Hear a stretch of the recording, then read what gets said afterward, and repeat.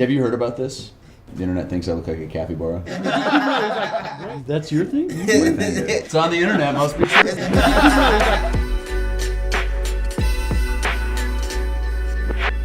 So this is a co-writing credit for you. So what was it like working together? Like one keyboard, one chair. We kind of went over each other sort of like Cracking ghost whips. style.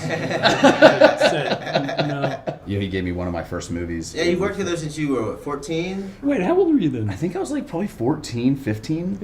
I broke my arm I wound easily. right before we started shooting. I had this like pink cast and I had to call Rick and I was like, hey, like, you know, I broke my arm. He's like, you know, there's always a guy in high school that had like a broken arm. Keep it, man. We can use that. Yeah, look good. You know? And I was like, Yeah, oh, thank God. I was like, the mercy of this man. Well, you guys were saying this is a real life person, so do you feel any responsibility to make sure that this depiction of Gary rings true? Hell no. I think we were very upfront Okay. about it. I don't want you to give too much away. Yeah, but we're not really giving away. I mean, we're saying hitmen aren't real. I don't like movies that say this is a true story, you know, and then you go, well, that didn't happen. You know, they're making up a bunch of stuff.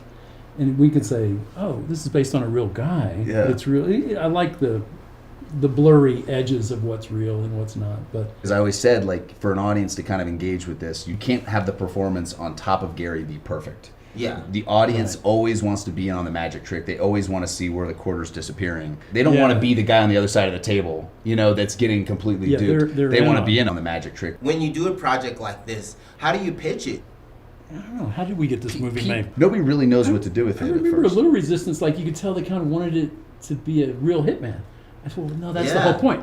There's been a lot of hitman movies where the behind the curtain hitman isn't that fresh. I think what we saw is a guy who, through moonlighting with the police department and playing these different roles and becoming other people's fantasies, he kind of opened up and became a much more fascinating, exciting person. You know, Gary gives this little lecture at the end where it says, like, you know, whoever you want to be, you know, seize the identity you want for yourself. You can become a different, better person.